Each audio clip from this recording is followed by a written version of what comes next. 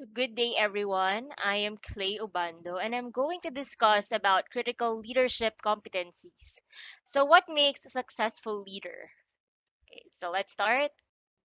First, a leader should possess clarity of direction. Their image or their clear image of the future pulls them forward. And a leader needs to spend more of each day thinking about tomorrow if the future is going to be an improvement of over the present. Okay, so as a leader, dapat iniisip mo lagi yung future. Kasi if, a leader should give direction or should lead the innovation in a company and siya yung nag-lead kung paano ba i-improve yung mga bagay. Because if not, the company will get stuck. It will be stagnant. There will be no progress. And pag walang progress, usually the company dies. Magbabankrupt mostly dahil may mismanagement and paulit-ulit yung ginagawa, nawawalan ng customers and the like. So example of this kind of leader is Elon Musk, the CEO of Tesla Motors. So kung naalala nyo or kung kilala nyo si Elon Musk, yun nga, nagde-develop sila ng cars, which is yung cars and is super advanced. Right now they are developing yung flying cars, which is cool. Sa kanila din yung mga electric cars. So those kinds of cars are not existing in other brands or in other companies. So si Elon Musk isa siya sa mga examples ng mga leader kung saan nilook forward niya paano ba tayo mag innovate, paano tayo mag-stand out sa ibang companies and the like. So, naging innovative siya, naging creative siya, and as I can see, yung Tesla, they are still aiming to be the best. Kahit best na sila right now. Especially they are building rocket ships for NASA. Kahit na ganun yung company nila, they're already the best. They're still aiming to be the best. Lalo na sa pag-develop ng mga cars. Next is of course si Steve Jobs, yung founder ng Apple. Kung naalala nyo si Steve Jobs, or yung Apple, hindi sila existing before. Ang pinakamalaking may market share before is yung Nokia. Pero, one thing na nag-fail yung Nokia is mag-innovate. Parang naging confident sila na dahil sila yung top brand sa market, hindi nila kailangan mag-evolve. Nag-stick sila dun sa phone, the bar phone, and dun sila nag-fail, which is si Steve Jobs. Ang ginawa niya, nag-develop nga sila ng mga touchscreen, dinevelop nila yung Apple and the like. So, nas nag-innovate. And kung napapansin nyo, ang Apple, parang every other month, meron silang bagong model. Which is, I don't know why, pero pinipilahan talaga ng mga tao. The more na mas latest yung Apple mo, mas in ka. So, good job sila dun sa part na yun. So, yun yung mga examples ng leaders na merong clarity of direction. Alam nila na papunta sila sa future. Ayaw nila ma-stuck, ayaw nila mag-stop sa isang certain phase nung innovation nila. Next, a leader has the ability to inspire others to high performance. First, start by learning how to empower individuals, which creates an environment that makes it possible for other people to motivate themselves. So, yung keyword dito is yung environment. So, environment in a company is very important. Why? If yung environment is hindi maganda, people will not be motivated to go to work. They will not be motivated to do their task. So, importante na as a leader, you know how to create a good environment for everyone na hindi toxic and especially yung may excite silang pumasok dahil if they don't do that, walang mangyayari because yung people, yung employees na isang company, yun yung mahalaga because they do the job. They do the job. They do the work. Hmm. Next, help people develop their own specific plans for how they will accomplish their goals as they relate to those of the organization and regularly ask them how they're progressing and what you can do to help them. So, an example of this one is our shift manager in our company. So, sila, ang ginagawa nila, they always ask the employees, what are your plans? What are your goals? Professionally and personally. For professionally, if parang sinabi ni employee, gusto niya matry ito, gusto niya to. So, they will create like succession planning for that person para matry niya if kaya niya yung isang bagay or isang position, isang role. So, malaking tulong na inaalam ng shift manager kung ano yung plans namin. Kasi, parang nafe-feel namin ay may care yung company since they want to know, they want to help us how we're going to reach those goals. For example then, yung performance, kunwari sinabi ko gusto ko ng ganitong performance or ganitong kataas na rating sa performance ko by the end of the year. So para magkakaroon kami ng mga trainings, ng mga training, succession planning, para lang, intervention, para lang ma-reach ko yung goal ko, which is really good for me. Next, express confidence in others and demonstrate enthusiasm to them by talking about why the organization's goals are important. So, importante na alam ng bawat isa yung core values ng kumpanya, core values ng kumpanya or ng organization. Because if hindi organized or hindi nyo alam kung ano yung pinaniniwalaan ng company, mahirap gumawa ng decision and of mahirap makiisa kumbaga dun sa plans ng management if you don't know kung ano yung core values nyo. So, as a leader, dapat, ah, alam mo yun, pinapaalam mo sa employees, and you're going to trust your employees also because it's a two-way street. Magta-trust yung employees sa'yo and magta-trust ka din sa kanila para mag-work yung relationship dun sa company.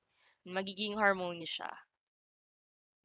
Next, communicates well and listens intensively. An effective communicator must work hard to master all of the various means of communication in order to be fully competent. Studies reveal that about 70% of the working hours involve some kind of verbal communication.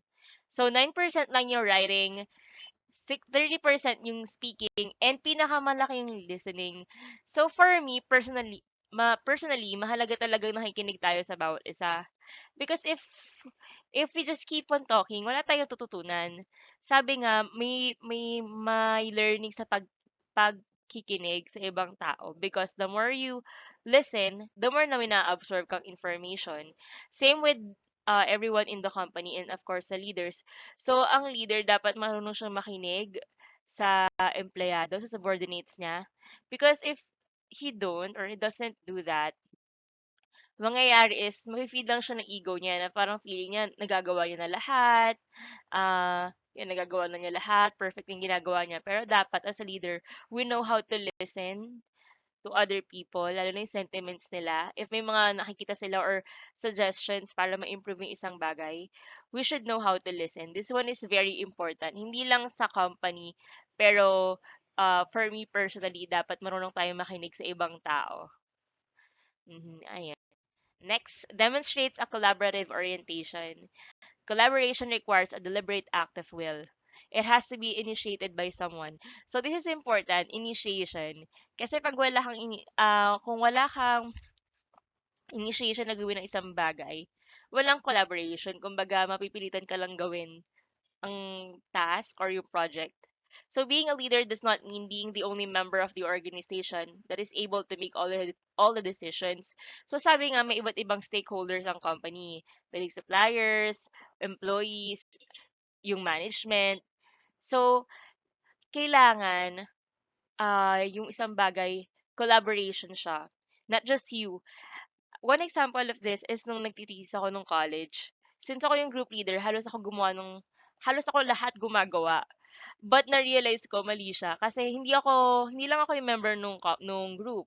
Hindi lang ako yung nag-iisang tao doon. So dapat may collaboration that lahat may input kasi the more na mas may input, mas maganda yung results. Kasi maraming feedback maraming sides kang makikita, maraming point of view. Hindi lang yung point of view mo. So collaboration is very very important. So as a leader, you have to encourage your people or your subordinates to give some ideas, do some brainstorming, and of course, mahalaga yung open tayo for feedback. Next, work to develop people. Leaders can grow the next generation of leaders in their organization. Leaders need to be good at being a coach or a mentor to facilitate learning from experience. Coach or mentor. For me, etong dalawang bagay na 'to, hindi 'to lahat present sa lahat ng leader. I mean, hindi automatic na coach ka or mentor ka kapag leader ka. For example, I have this one team leader. Team leader siya, like, yeah, he's a team leader, ginagawa niya yung trabaho niya sa team leader and the like. Pero hindi siya mentor. Why? Kasi he's not creating, the next set of leaders eh. parang gusto niya siya lang, ta's hindi niya binigyan ng chance yung ibang tao para mag-lead or mag-manage ng, for example, mga simple tasks or simple projects, gano'n. So, not everyone can be a mentor or coach kapag leader ka.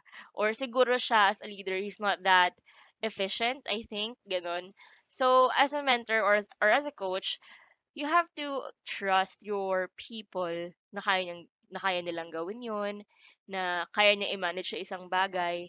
So, mahalaga sa leader na meron kang trust lagi sa mga tao mo. And tinutulungan mo sila mag-develop ng skills nila by giving them some tasks, by giving them, important things to do. Para na nakikita nila or na-feel nila na pinagkakatiwalaan mo sila. Next, a leader should help others refine their career development plans. Ito yung sinishare ko kanina na as a leader, you have to know the goals of your subordinates. Kasi para matulungan nyo sila. For example, nasa operations kayo pero gusto pala nila mag-try sa QA. Gusto nila mag-try maging quality analyst. So, that's better, di ba, na inaalam nyo para panahon pa yung mga skills skills ng subordinates nyo, mas better yung results. Next, give honest and candid feedback in a helpful way. So sabi nga dapat yung feedback natin is constructive siya. Criticism siya para may improve ng tao yung sarili niya, kung ano yung flaws niya, mai-improve niya. So dapat constructive criticism yung lagi natin binibigay. Next, be willing to delegate meaningful tasks. Ito na yung okay, so next, has the ability to think creatively. Creativity involves seeing new possibilities, finding connections between ideas that seem unconnected. Creativity can also evolve out of diligent research on the internet and in books and magazines that demonstrate new ways of dealing with old problems. So nowadays, yung pagiging creative natin as employees, I think nasubukan to simula nag-pandemic. Because, nung nag-pandemic lahat online, lahat virtual. So, pati yung mga, team activities, pati yun, online. Lahat. Kasi before, it's okay kasi pwede mong gawin yung mga bagay ng face-to-face. Pero since ngayon nasa lahat online na, we have to be creative. Paano gagawin yung mga usual ways na ginagawa ng face-to-face? Ayun. So the more open your mind is to new ways of thinking, the greater the possibilities of developing new solutions. This is true. We have to be open-minded kasi pag hindi tayo open-minded, we will get the result, the exact result over and over and over. The same results over and over and over. Kasi hindi tayo nagka-try ng mga bagong bagay. So as a leader, we have to be creative, we have to be open-minded, and we have to think like there is no box. Kasi diba sinasabi nila, you have to think outside of the box. Ngayon, you have to think na there is no box para hindi nalilimit yung iniisip mo or yung mga ideas. Next, possesses intelligence and learning agility. Effective leaders are those who are capable of and interested in continuous learning and improving, both for themselves and for their followers. So, hindi porket leader ka, nag-stop ka ng i-enhance yung sarili mo. Sabi nga, learning is unending. So, pwede ka mag-take ng classes, pwede ka mag-take ng iba't ibang trainings as a leader para kung ano yung natutunan mo, ipapasa mo ngayon sa subordinates mo, sa mga followers mo. Next, the ability to acquire knowledge and to reason more effectively can be learned and developed. So, yun yung keyword. It can be learned and developed. So, yun nga, as a leader, you have to be open. You have to be humble na hindi naman lahat ng bagay alam mo. So, you need to keep on learning. Take classes, take conferences, yeah, take trainings, ganon. So, you have to be open-minded and keep on learning over and over and over. Next. Yan, by conferences, seminars, coachings, and training. Okay, so a leader is capable of creating a culture of excellence. Organizational culture is a composite of values, beliefs, practices, shared meanings, rituals, and celebrations, and history of the organization. So halo-halo siya. May values, beliefs, practices, celebrations, and history. So yung company culture, mahalaga 'to kasi nga it motivates the employee. Kung hindi maganda yung company culture, walang motivation sa employee most of the time. So you need to have good beliefs, good values. Kung For example, sa company ba, ang pinapahalagahan ba is yung health ng employees or makapag-perform? Kasi what if may sakit ka, papapasukin ka ba or hayaan ka magpahinga? Something like that. So developing organizational strategies that are more likely to be implemented and setting guidelines for how many managers and staff should interact with their constituents and customers. So dapat meron kayong strategy kung sino lang yung puwedeng makipag-interact sa outside sa ano niyo, sa customers niyo. Kasi if hindi, parang lalabas na for example, iba't ibang kinakausap ni customer. So, iba't ibang point of view, hindi uniform yung mga sasabihin. So, parang walang unity. Parang makikita ni na customers na walang unity kasi iba yung narinig mo sa gantong tao, iba rin yung sinabi ng gantong manager. So, there should be guidelines and strategies kung paano mo haharapin yung mga tao outside the organization. So, making staffing decisions, setting performance criteria. Yeah, and so setting performance criteria, this is actually hard kasi as a leader, kung mag-set ka ng criteria, tas syempre may isip mo, hindi naman lahat ng subordinates mo is pantay-pantay ng kakayahan, ng qualifications. So, kaya tayo magke-create ng culture of excellence para dun sa criteria na yun, at least they meet yung standard, 'di ba? Yung standard, yung kahit pumasa lang sila dun sa criteria na yun, kahit hindi man sila yung pinaka the best, pero ang importante, mami-meet nila yung ah, standard na qualification sa performance nila. Next, guiding the nature of acceptable interpersonal relationships in the organization. So, syempre, of course, you need to be professional all the time. You need to be professional, sorry, most of the time. So, kailangan kung bawal yung leader to subordinate sa relationship, yeah. So, bawal siya kung feeling natin makaka-affect sa quality ng work. Ayan. Next, selecting appropriate management styles. Yes. So practices consistent discipline. Leaders who have strong self-discipline tend to be well organized and they demonstrate willpower and determination in everything they do. So discipline is what drives someone to do what's right when no one is watching. So this is it. Discipline. Doing the right thing when no one is watching. So ito yung integrity. Gagawin mo lagi yung isang bagay na tama, gagawin mo lagi yung tama kahit walang nakatingin sa'yo. Because if sometimes ginagawa mo siya or pinipili mong gawin yung hindi tama, may tendency na uulit-ulitin mo siya hanggang sa magiging habit mo na siya, which is bad. So, dapat may consistent discipline ka sa sarili mo para nakakita rin yun ng mga subordinates mo and ma-observe nila and ma-follow nila and apektuhan nun yung performance ng work. You always do the right thing. If you cannot lead yourself, you won't be successful at leading others. This is true. Okay, next. So, delivers results. A leader establishes a track record of results and gets the right things done. So, meron kayong record na ito yung mga naging result natin, ito na yung progress natin sa performance, and paano natin i-improve yung bagay na yon? Paano tayo magiging better sa ginagawa natin? Something like that. So being able to deliver results is the mark of competent leader. Yeah, deliver good results, not just results, but efficient and good results. Okay, so clarifies expectations. The following are three questions that can lead to an improved understanding of management expectations by employees. Number one, so do people know what is expected of them? Next, do employees know what they can expect from you? Very And do interesting. employees know what is Kontrata sa mga expected of each kasambahay. other? I'm not going to take So the credit dapat for alam this. niyo My yung mga husband told deliverables me nyo. So one that example of this would With Boy Abunda.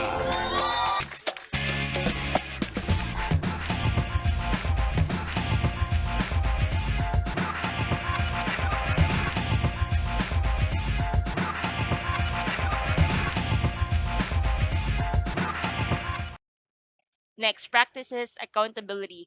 Accountability implies a risk and reward. A leader earns rewards for success and accepts penalties for failure. The higher the level of leadership, the greater should be the responsibility of results. So sabi nga, power comes with great responsibility. So dahil meron kang high power or meron kang power as a leader, You need to be responsible for better results. You need to be responsible enough para mag-deliver ng magagandang results. Hindi pwedeng nabigyan ka lang ng position and that's it. You have to do your job right even though you're already a leader. Kahit pa mataas yung position mo, you need to be accountable for everything you do. And you have to be responsible enough para i-perform lahat ng mga tasks na ine-expect sa'yo. Next, exercises good judgment. Good judgment consists of making well-informed and wise decisions that lead to proper priorities and desired outcomes. So, hindi ka na pwedeng padalos-dalos as a leader. You have to look at each side. You need to know all the facts before making a decision, and you don't need to be biased. Okay, so good judgment can lead to courses of action that don't just follow the crowd or do what everyone else is doing. So, as a leader, you have to make tough decisions. Kasi if that is for the betterment of the company, then why not? Diba? At hindi naman sa lahat ng oras, kailangan ginagawa mo yung common or yung typical. You need to make tough decisions, pero it's okay because it's for the common good. So judgment is a process that unfolds over time that typically involves three critical areas. First, personal policies and staffing, the strategic direction of the organization, its activities, and crisis that needs to be resolved. So yun yung usually under pressure of time. Yan. So you need to check all the policies, staffing nyo, yung personal policies nyo, and then strategic direction. Kung pa nagde-decide ka ba, does it go well sa direction ng company, sa ginagol ng company or ng organization? Pag ginawa mo tong decision na to, mapupunta ba tayo doon? Or we need to step back and reevaluate again. And next, you need to evaluate the problem at that time carefully and hindi ka dapat magpadalos-dalos like I said before. Like what I said before. Hindi man kailangan agaran yung desisyon, pero at least you're making the right decision. Kasi kailangan well-informed ka, kailangan nakita mo na lahat ng possible sides and possible outcomes.